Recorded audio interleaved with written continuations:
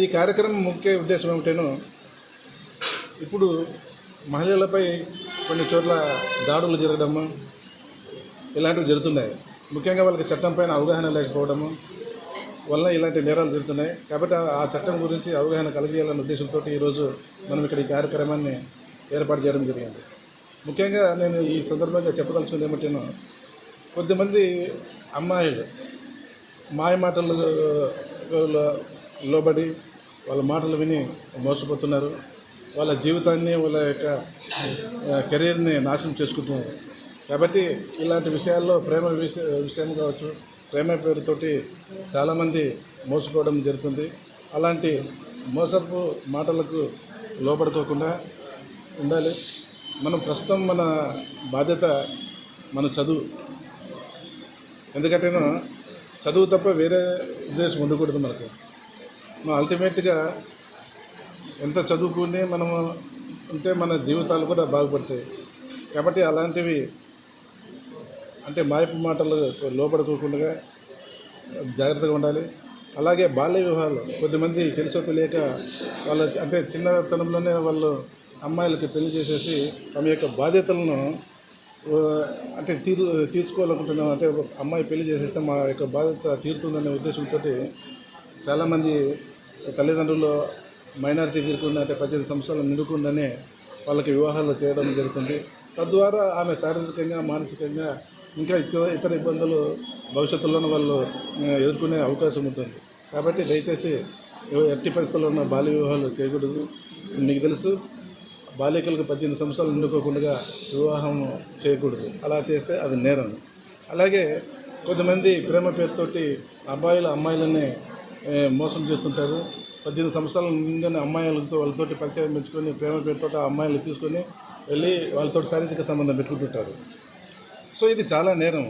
ఒక అమ్మాయి, మైనారిటీ తీరని అమ్మాయి, 18 సంవత్సరాలు నిండని అమ్మాయి, ఆమె సమ్మతితో కూడా అతను ఆ అబ్బాయి అంటే వెళ్ళడము, లేకపోతే అతనితోటి పెళ్లి చేసుకోవడము కావచ్చు, లేదా ఆ విధంగా శారీరక సంబంధం ఏర్పరచుకుంటే చాలా అంటే శిక్ష అనేది చాలా తీవ్రంగా ఉంటుంది. 20 సంవత్సరాల నుండి జీవిత ఖైదు కూడా పడే అవకాశం ఉంది. సో కాబట్టి ఈ విషయంలోన జాగ్రత్తగా ఉండాలి. అలాంటి పనులు చేయకూడదు, నేరాలకు పాల్పడకూడదు. ఎందుకంటే ఆ అమ్మాయి వచ్చింది కంటే అంటే చాలామంది అబ్బాయిలు ఏమనుకుంటున్నారంటే, ఆ అమ్మాయి మనస్ఫూర్తికి వచ్చింది కదా, ఆమె సమితితో వచ్చింది, నాతో వచ్చింది, నేను పెళ్లి చేసుకున్నాను, ఆమెతో కాపురం చేస్తున్నాను అనుకుంటున్నారు. సో అది చాలా పెద్ద తప్పది.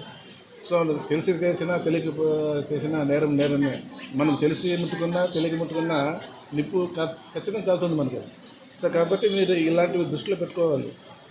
ఎలాంటి నేరాలకు పాల్పడుకోకుండా మీరు ఉండాలని చెప్పి నేను ఈ విధంగా మీ చెప్తారా.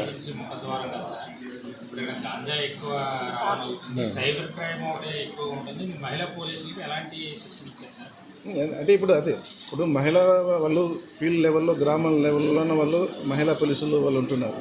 సో వాళ్ళకు అలాంటివి ఏమైనా ఉంటే సమాచారం ఇవ్వమని చెప్పడం జరిగింది.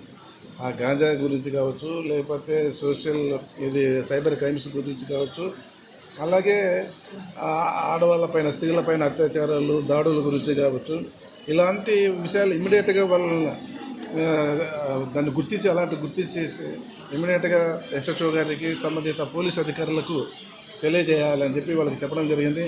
ఆల్రెడీ వీళ్ళకి అవగాహన కార్యక్రమాలు చాలా ఏర్పాటు చేశారు. అయినప్పటికీ ఇంకొక ఈ కార్యక్రమాలు ఇంకా మనకు సరిపడటం లేదు. సో మనం ఇంకా ప్రోయాక్టివ్గా మనము ఉండేసి వాళ్ళు ఒకటి నిర్ణయించుకోవాలి. నా పరిధిలో నేను ఉండే గ్రామంలో కావచ్చు, పంచాయతీ పరిధిలో కావచ్చు, ఇలాంటి నేరాలు జరగకూడదు. గాంజా అనేది సరఫరా కాకూడదు, జరగకూడదు, తాగకూడదు, సేవించకూడదు. అలాగే మహిళలపై ఎలాంటి దాడులు, అత్యాచారాలు జరగకూడదు. సైబర్ క్రైమ్స్ ఎవరు కూడా లోను కాకూడదు. సైబర్ నేరాలకు వాళ్ళు బాధితులుగా ఉండకూడదు అనేది వాళ్ళు ఒకటి ఉద్దేశం ఎప్పుడైతే పెట్టుకుంటారో ఆటోమేటిక్గా వాళ్ళలో ఈ నేరాలు తగ్గడానికి అవకాశం ఉంది.